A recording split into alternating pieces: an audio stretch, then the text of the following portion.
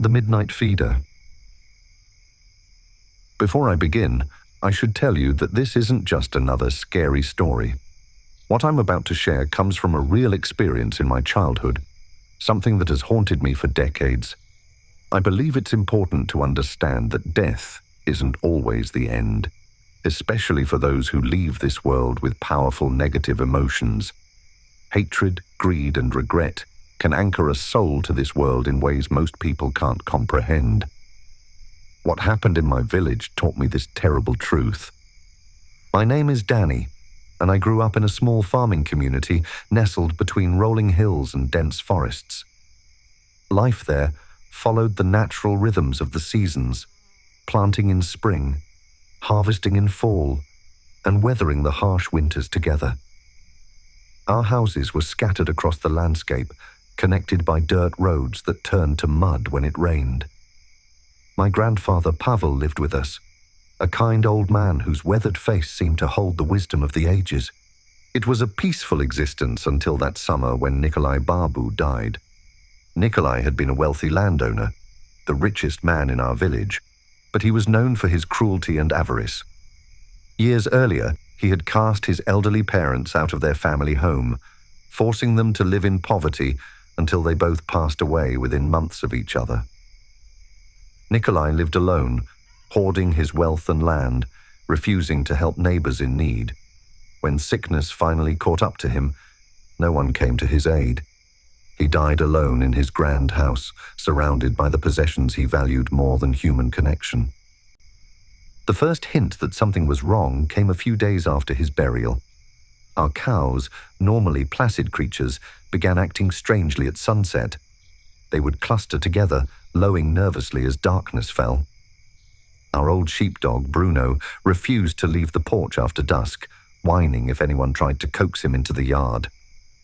I noticed the adults in the village exchanging worried glances, their conversations falling silent whenever children approached. "Grandfather, why is everyone acting so strange?" I asked Pavel as we sat on the porch one evening, watching the sun sink below the horizon. Pavel's eyes narrowed as he gazed toward the distant cemetery on the hillside. "Some believe that death is not always the end, Dani. Some souls refuse to rest." "Like ghosts?" I asked, both frightened and intrigued. Pavel stroked his silver beard. "Not exactly. Something darker. Let's go inside now. The sun is almost gone." The next morning, word spread through the village that the Ionescu family had lost a cow overnight. This wasn't unusual. Animals sometimes died of disease or age. But when I overheard my father talking with other men, there was something in their voices I'd never heard before. Fear. "The marks weren't from any wolf or bear," my father whispered. "They looked human." That day, all the parents gathered their children and delivered the same stern message. Everyone must be home before sunset. No exceptions. Over the next week, 3 more cows were found dead in their pastures. Each had been savagely attacked, with strange bite marks covering their bodies. The adults began hanging bundles of dried herbs over doorways and windows. Grandfather Pavel boiled pungent teas that filled our house with bitter aromas, insisting we all drink a cup each evening. "It will protect you," was all he would say when I made a face at the taste. I was returning from my friend's house one evening when I realized I'd stayed too late. The sun had already disappeared behind the hills, and dusk was quickly fading to night. I took a shortcut through the Vasilescu's field, hoping to get home before full dark. That's when I saw it. In the center of the field stood a large deer. But something was horribly wrong. Even in the dimming light, I could see its antlers had somehow pierced through its own ribcage, protruding from its sides in a grotesque display. The animal stood in a pool of dark blood, yet impossibly remained upright. As I froze in horror, the deer slowly turned its head toward me. Its face was smashed and ripped apart, covered in wounds that looked like bite marks. Human bite marks. One eye was missing, but the other remained in its socket, and I watched in terror as it moved, focusing directly on me. Then the deer opened what remained of its mouth and screamed. The sound was unlike anything I'd ever heard. Not animal, not human, but something in between, filled with agony and rage. I ran without looking back, tears streaming down my face, my lungs burning as I sprinted all the way home. I burst through our front door, collapsing into my grandfather's arms, barely able to speak through my sobs. When I finally managed to describe what I'd seen, my father and grandfather exchanged a grave look. "It's getting worse," my father said quietly. That night, I overheard them talking with other village elders in our kitchen. Their voices were hushed, but I could make out fragments from my hiding place in the hallway. 2 weeks since he died. Hunger growing stronger. Must be done tomorrow night. The next morning, Pavel found me sitting alone on the porch steps, too afraid to join the other children playing in the yard. "Dani," he said gently, lowering himself beside me with a soft grunt. "There are things in this world that few people understand anymore." "Like monsters?" I whispered. "Not quite." Pavel leaned close, his voice barely audible. "Sometimes when a person dies with too much hatred or regret in their heart, they refuse to truly depart.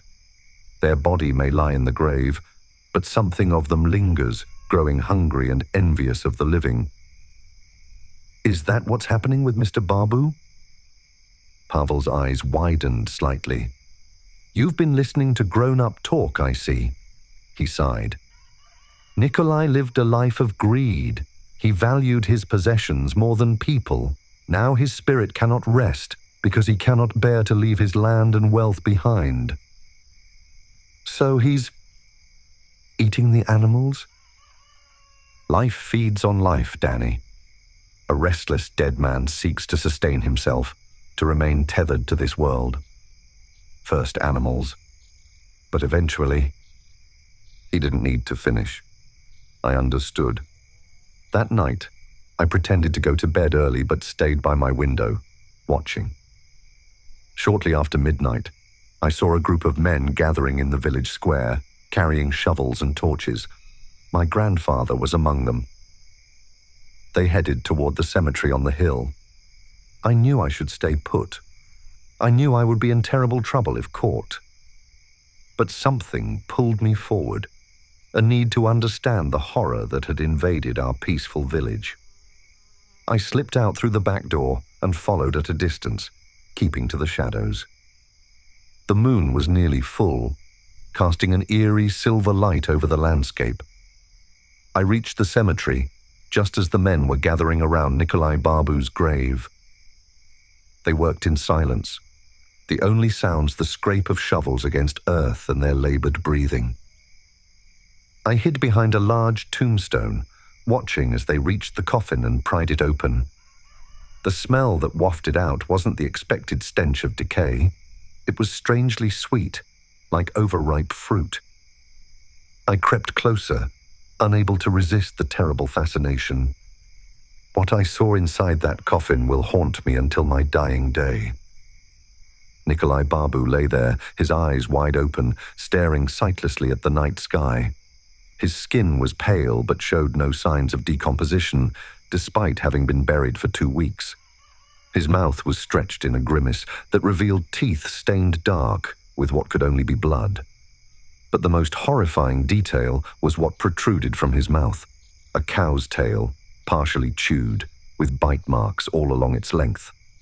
He had been feeding, then returning to his grave. The village elder, a stern man named Vasily, spoke in a low voice. "We know what must be done." My grandfather, Pavel, nodded grimly. The old way.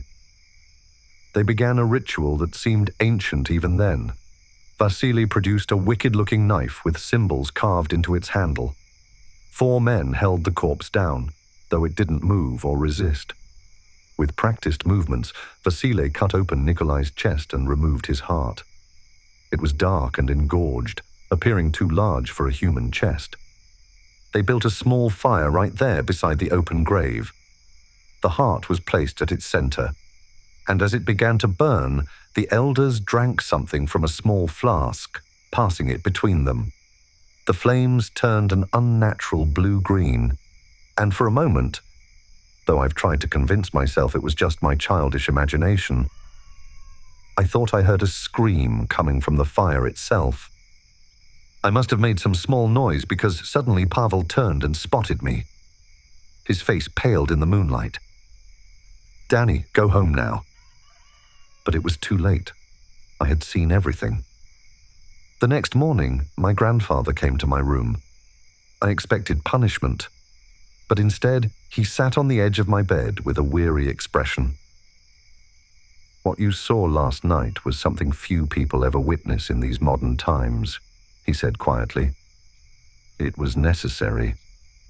The heart is where the dark emotions reside. By burning it and consuming its essence, we neutralize the evil and prevent its return." "Will he stay dead now?" I asked, my voice small. Pavel nodded slowly. "Yes, but such things leave marks on those who see them. You carry a knowledge now that most people don't have, the understanding that the boundary between life and death isn't always as clear as we pretend." In the days that followed, peace returned to our village. The animals calmed, and children were once again allowed to play outside until dusk. No more livestock were found dead with strange bite marks. Life resumed its normal rhythms. But I was changed. I found myself watching the cemetery on the hill, especially at sunset. Sometimes, when the wind blows a certain way, I think I can still hear that deer's unnatural scream echoing across the fields. Years have passed. I've grown up and moved away from that village. Grandfather Pavel is long gone now, taking his ancient knowledge with him. Most days, I can convince myself that what happened was just a strange confluence of events, exaggerated by a child's imagination. Almost. But every so often, I hear about inexplicable deaths in rural areas, livestock found mutilated, with strange bite marks that don't match any known predator. And I wonder how many restless dead might be out there, unable to leave behind what they held too dear in life. Remember, not all who die wish to leave what they held dear, especially their next meal. If you enjoyed this tale of greed from beyond the grave, please like, share, and subscribe to MD Creepypasta on YouTube for more stories that blur the line between folklore and reality. Sleep well tonight, and if your animals seem nervous, perhaps it's time to check the cemetery.